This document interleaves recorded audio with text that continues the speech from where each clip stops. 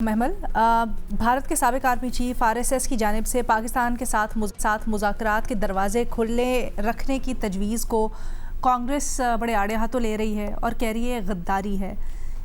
इस रद्द-ए-अमल पर आपकी राय है?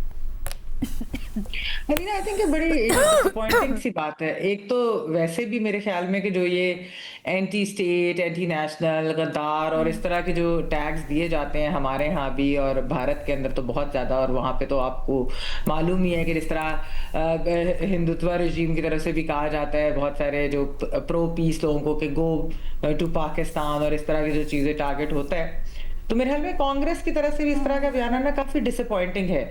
इसमें दो तीन चीजें लीना है। देखें, एक तो ये है कि क्योंकि जिस तरह जो अभी स्टेट इलेक्शंस हुए थे उसके अंदर जो बीजेपी की जो एक जीत थी खासतौर पे वेस्ट बंगाल के अंदर, तो उधर से एक ऑपोजिशन अलायंस के ऊपर मैंने आपको पहले भी बताया था कि बहुत ज्यादा क्रिटिसिज्म हो रहा है कि वो कोई लीडरशिप या कोई ऐसी चीज दिखा नहीं सके, कोई स्ट्रैटेजी उनकी नहीं थी कोहेरेंट, तो उसकी वजह से उनके ऊपर आ रहा है। तो उनको अब समझ नहीं आ रही कि वो बीजेपी के ऊपर जो है वो किस तरह अटैक करे। हालांकि ये तो वैसे बीजेपी की तरफ से या गवर्नमेंट, इंडियन गवर्नमेंट की तरफ से कोई ऑफिशियल पॉलिसी तो नहीं है, ये एक आरएसएस की तरफ से बेशक वो उनकी एक्सटेंशन है, जाहिर है आइडियोलॉजिकल एक्सटेंशन है उनकी, लेकिन इस तरह का बयान आना और ये चीज कहना। अच्छा, फिर दूसरा ये कांग्रेस वाले वही है लीना कि जो खुद भी इस चीज के विक्टिम रह चुके हैं कि जब इनके दौर में इनको बीजेपी भी ये वाली चीजें कहती थी, जब ये पाकिस्तान के साथ पीस की बातें करते थे, तो ये उनको ऐसे लोग जब इस तरह की चीजें करते हैं, ये हमने पाकिस्तान के अंदर भी देखा है, भारत के अंदर तो खैर बहुत ज्यादा है इस तरह की वो जो चीजें सामने आती हैं कि अटैक कर दो अगर कोई पाकिस्तान से पीस की बात करे या इस तरह की चीज करे। तो ये जंगजू माहौल से मेरे ख्याल में कौम को और उनकी जहन साजी जो हुई है उसको निकालने के लिए बहुत जरूरी है कि आप ऐसे डायलॉग रिजम्पशन की बात करें, आप पीपल टू पीपल कांटेक्ट की बात करें, आप नॉर्मलाइज हो, जंगी माहौल तो नहीं हर वक्त रह सकता है। महमल, इसी नोट के ऊपर what do you make of the बयानात? पहले आरएसएस के जनरल सेक्रेटरी ने बात की, फिर अब साबिक आर्मी चीफ ने बात की। ये आवाज़ें क्यों उठ रही हैं? आपकी भारत के अंदर बड़ी बात होती रहती है, वो इसके ऊपर क्या राय रखते हैं? ये सडनली आवाज़ें और फिर इसके ऊपर उतना सख्त रिस्पॉन्स नहीं है जितना माजी में मिलता रहा है। What do they make of it? इसकी सेंस क्या है? अलीना, मैंने आपको जब पहले भी मार्का हक के दौरान जब हमारी बात हो रही थी तो मैंने आपको तब भी बताया था कि एक खबर जो आई है कि जो ट्रैक 2 और ट्रैक 1.5 जो मीटिंग हुई है वो भारतीय मीडिया के अंदर ही वो खबर रिपोर्ट हुई थी डिटेल्स के साथ। अच्छा, ये मुझे ऐसे लगता है कि ठीक है, बिल्कुल अभी जिस तरह भारतीय हुकूमत या रियासत की तरफ से अभी ये बयान आती है, लेकिन ये जो आरएसएस के जनरल सेक्रेटरी का आना, फखर आमिर का ना, ये फीलर है।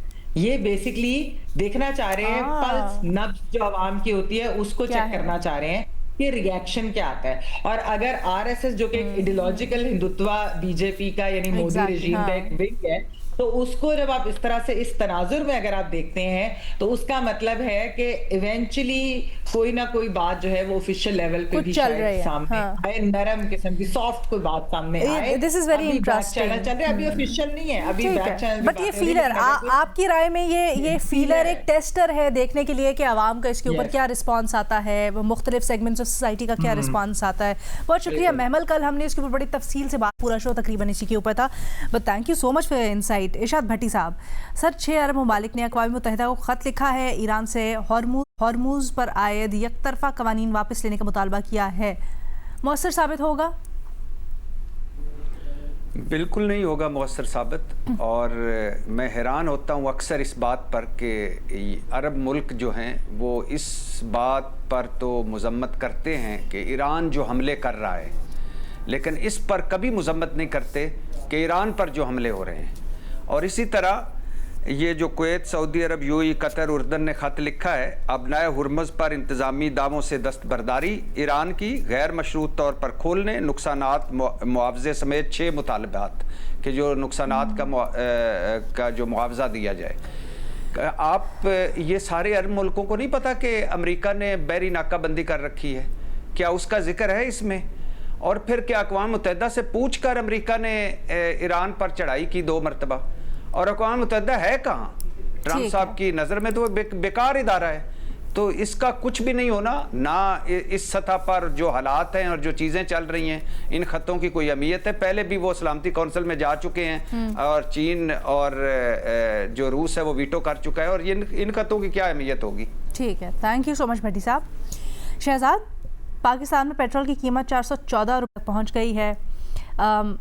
तकरीबन 145 रुपए इसमें टैक्सेस और लेवी शामिल है। अब तनकीद इसके ऊपर ये हो रही है कि हुकूमत कुछ ना कुछ अपने हिस्से से ये जो टैक्सेस और लेवीज़ इकट्ठी करती है, इसको फ़ोगो करके आवाम को इन शदीद मुश्किलात या मुश्किल हालात में रिलीफ दे सकती है। क्या ये तनकीद जायज़ है या आप समझते हैं मज़ीद गुंजाइश है आवाम को रिलीफ देने की इन हालात में? अलीना, ये तनकीद बिल्कुल जायज़ है, क्योंकि एक तो चले हुकूमत ये कहती है कि हम सब्सिडी नहीं दे सकते, हमारे पास इतनी फिस्कल स्पेस नहीं है, लेकिन इस तरीके से अवाम पर एक मुश्किल वक्त में जब ऑलरेडी इंटरनेशनल ग्लोबल प्राइसेस बढ़ रही हो और उसका बोझ आप पास ऑन करें और फिर आप मजीद टैक्सेस का बोझ उन पर डाल दें, और जस्टिफिकेशन आपके पास सिर्फ ये है कि IMF ने आपको कहा है कि 160 रुपए लेवी होनी चाहिए क्यूमुलेटिव पेट्रोल पर और डीजल पे। तो इस मरतबा हुकूमत ने ये किया है कि जो डीजल है उस पर कम रखी है, तकरीबन 45 रुपए, और 117 रुपए लेवी उन्होंने डाल दी पेट्रोल पर, यानी कि इसको मजीद बढ़ाया जा सकता है, कुछ गुंजाइश है तकरीबन 25-30 रुपए की, इसको 160 रुपए तक लेके जाएंगे। और क्या बात करी हुकूमत कि IMF की डिमांड है। अब क्या IMF को ये जिम्मेदारी नहीं है हमारे हुकूमत की, वजारत खजाना की, कि वो उनको कन्विंस करें कि इन मुश्किल हालात में जब ऑलरेडी इंटरनेशनल प्राइसेस बढ़ रही हैं, लोगों के पास जो है वो इनकम जो है उनकी उस तरीके से नहीं बढ़ रही, इन्फ्लेशन बहुत ज्यादा है, तो लिहाजा इस पे थोड़ा सा ब्रेक लगाएं और इसको इतना तेजी से ना बढ़े। हुकूमत ये नहीं कर पा रही है, और हुकूमत कन्विंस क्यों नहीं कर पाती है? क्योंकि हुकूमत IMF से कहता है कि ठीक है, आप जो है प्रॉपर्ली जो है डायरेक्ट टैक्सेस से कलेक्ट करें अपने रिसोर्सेज को, लेकिन हुकूमत उसमें नाकाम रहती है। तो क्योंकि आप एक डिस्प्रोपोर्शनेट टैक्स कलेक्शन कर रहे होते हैं, इनडायरेक्ट टैक्स आप इतना ज्यादा लगाया हुआ है कि आप को जो है बोझ उसी पे डालना पड़ता है। यानी हुकूमत अपने अगर टैक्सेस इकट्ठा कर रही होती और टैक्स नेट को ब्रॉड कर चुकी होती तो शायद इतना बोझ ना डालना पड़ता। तो ये इजी वे आउट है ना कि पेट्रोल पे टैक्स लगा दिया, चीनी पे टैक्स लगा दिया, इनडायरेक्ट टैक्सेस आप लगाते जाएं। सैलरी जो डायरेक्ट टैक्सेस है वो सैलरीड क्लास पे लगा दे, क्योंकि वो एटसोर्स कर जाता है। बाकी उससे वसूल करना, चाहे वो एग्रीकल्चर इनकम हो, चाहे वो रिटेलर्स की इनकम हो, रियल स्टेट की इनकम हो, वो मुश्किल लगता है आपको। तो वहां पे आप जो है ना IMF उनको उस तरीके से जो है टारगेट्स देता है मीट करने के लिए, ना उन पे इतना ज्यादा प्रेशर डालता है, और ना हुकूमत जो है उस पर काम कर रही होती है। तो ये डिबेट IMF के साथ भी चलती रहती है। हम जब सहाफी वगैरह भी कभी इंटरेक्ट करते हैं तो हम भी उनसे ही बात कर रहे होते हैं कि जो प्रेशर आप डालते हैं कि नहीं सैलरीड क्लास पे बोझ डाल दो, नहीं लेवी लगा दो, ये प्रेशर आपको चाहिए कि टैक्स ब्रॉडनिंग के लिए भी डाले ना, हाँ। उनको टारगेट दे कि रियल स्टेट पे, एग्रीकल्चर इनकम पे बात होती है, लेकिन वो प्रेशर नहीं होता हुकूमत पे। तो हुकूमत भी रिलैक्स है कि जहां आसानी से कलेक्ट होता है वहां से कलेक्ट कर लो। तो मेरे ख्याल से ये जब कभी कभार वो प्रेशर आता है ना, अब बल्कि वो सीजन आने ही वाला है, अब वो बजट सीजन आने ही वाला है, तो वो प्रेशर भी हुकूमत के ऊपर आएगा। हुकूमत ये दावे भी करेगी कि नहीं नहीं नहीं इस दफा हम देखना बिल्कुल डायरेक्शन सही करेंगे, इस दफा ये करेंगे। पिछले साल भी एक बड़ा लंबा चौड़ा तवील प्लान दिया गया, लेकिन हुआ फिर आज हम 1 साल बाद खड़े कुछ भी नहीं। Thank you so much Shahzad Iqbal sahab. Mazhar Abbas sahab, Sindh के होम मिनिस्टर ज़ियाउल हसन लंजार को कानून और नज़्म की बेहतरी पर सितारा इम्तियाज़ दिया गया है। अभी प्रोग्राम के पहले हिस्से में हमने डिस्कस भी किया एक बड़ा केस, इसके अलावा भी मनशियात के केसेस सामने आ रहे हैं, लॉ एंड ऑर्डर के ऊपर भी मुख्तलिफ रिपोर्ट सामने आ रही हैं जो ज़्यादा अच्छा सिनेरियो पेंट नहीं कर रही हैं और बिल्कुल नहीं कह रही हैं कि कोई बेहतरी हुई है। ये जो अवार्ड मिला है, क्या ये अवार्ड ज़मीनी हकीकत से मेल खाता है? देखिए, पहली चीज़ ये कि एक उसूली तौर पे कोई हुकूमत अपने ही वज़ीरों को कैसे नवाज सकती है? देखिए, असल चीज़ ये होती है, और ये मैं एक प्रिंसिपल की बात कह रहा हूँ। अच्छा। और चूँकि ये मैं इसलिए ये बात कह रहा हूँ, बट सर अगर आउट ऑफ द बॉक्स की है किसी ने कारकर्दगी, तो फिर मैं आपसे सुने ना, मैं आपसे ये बात इसलिए उसूली तौर पे कह रहा हूँ कि आपके इस बात को बहुत से लोग पसंद नहीं करते, लेकिन आपके आइन के अंदर अवार्ड्स की कुछ डेफिनेशन लिखी हुई हैं और हम उन डेफिनेशन की हर साल वायलेशन करते हैं। वो लोग जो कानून समझते हैं, कानून जानते हैं, वो उस आइन की उस क्लॉज को पढ़ लें जो अवार्ड्स जिसमें लिखा हुआ, वो क्लॉज ही अवार्ड्स की क्लॉज है।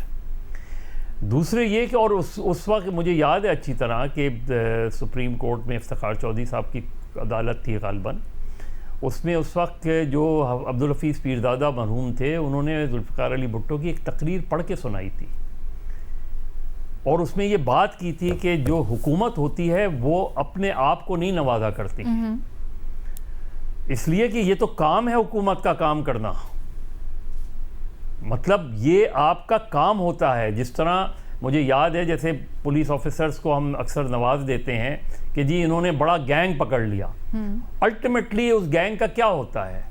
और जस्टिस नासिर असलम दाहे जब सिंध हाई कोर्ट के चीफ जस्टिस थे, तो उनकी रूलिंग थी कि अवार्ड उस सूरत में दिया जाए जब उस मुल्जिम को जिसने पकड़ा है उसको कन्विक्शन हो जाए, क्योंकि सिर्फ गिरफ्तार करना किसी को काफ़ी नहीं होता, उसको सजा दिलवाना जो है सबसे अच्छा, अहम अभी बात आप होती है। कॉन्स्टिट्यूशन की बात कर रहे थे, मैंने साथ साथ निकाल ही लिया ताकि हमारी रहनुमाई भी हो जाए।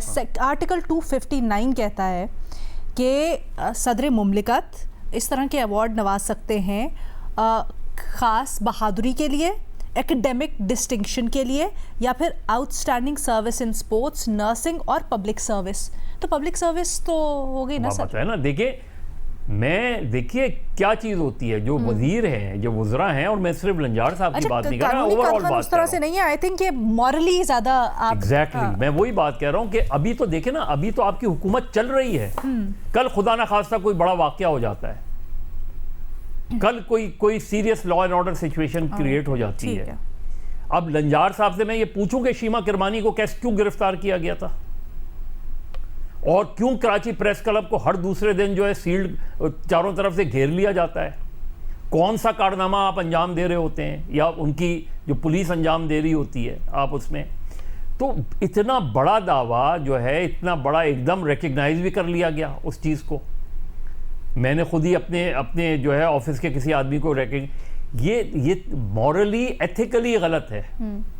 हाँ, कोई दूसरी गवर्नमेंट आए वो ये कहे कि हाँ इनके दौर में जो है वो, और वैसे तो लोग होते हैं आपका रिवॉर्ड। असल चीज़ ये होती है कि लोग आपके काम को पसंद करते हैं नहीं करते, क्योंकि लॉ एंड ऑर्डर सिचुएशन बेहतर होगी तो अल्टीमेटली आपको कोई तमगा मिले ना मिले, लेकिन लोग आपको अच्छे नामों से याद रखते हैं।